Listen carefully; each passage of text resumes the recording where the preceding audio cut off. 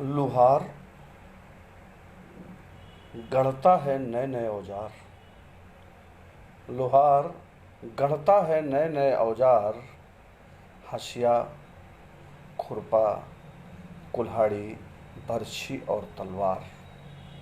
हसिया, खुरपा, कुल्हाड़ी, बरछी और तलवार।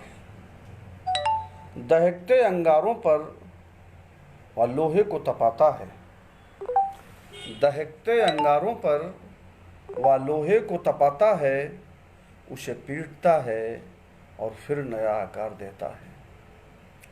उसे पीटता है और फिर नया आकार देता है। सुलगाता रहता है आग को। सुलगाता रहता है आग को धौकनी से। सुलगाता रहता है आग को धौकनी से हवा देता है। ठंडी नहीं होने देता। ठंडी नहीं होने देता। गर्म लोहे पर चोट करता है। सुलगाता रहता है आग को धौकनी से हवा देता है। ठंडी नहीं होने देता। गर्म लोहे पर चोट करता है। तरह तरह के औजार।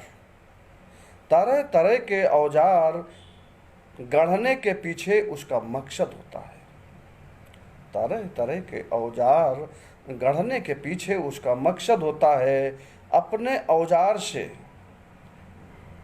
नई नई साजिशी योजनाओं को मूर्त रूप देता है। पूंजीवाद और फांसीवादी चेहरा भी। पूंजीवादी और फांसीवादी चेहरे भी उसी तरह औजार गढ़ते हैं और अपनी योजनाओं को उन्हीं के सहारे फलीभूत करते हैं। उनके पास संसाधन हैं, खुद को सजाने के प्रसाधन हैं, तर्क हैं, बहाने हैं, हमें बहलाने के लिए नए नए प्रलोभन हैं। धर्म और जाति उसके सबसे मुफीद हथियार हैं। धर्म और जाति उसके सबसे मुफीद हथियार हैं। वह जब भी चाहें हम लड़ने को तैयार हैं। वह जब भी चाहें हम लड़ने को तैयार हैं। वह अपनी भट्ठी को ठंडा नहीं होने देता। वह अपनी भट्ठी को ठंडा नहीं होने देता है। कई प्रतीकों की धौंकनी से उसे हर पल हवा देता है। कई प्रतीकों की धौंकनी से उसे हर पल हवा देता है।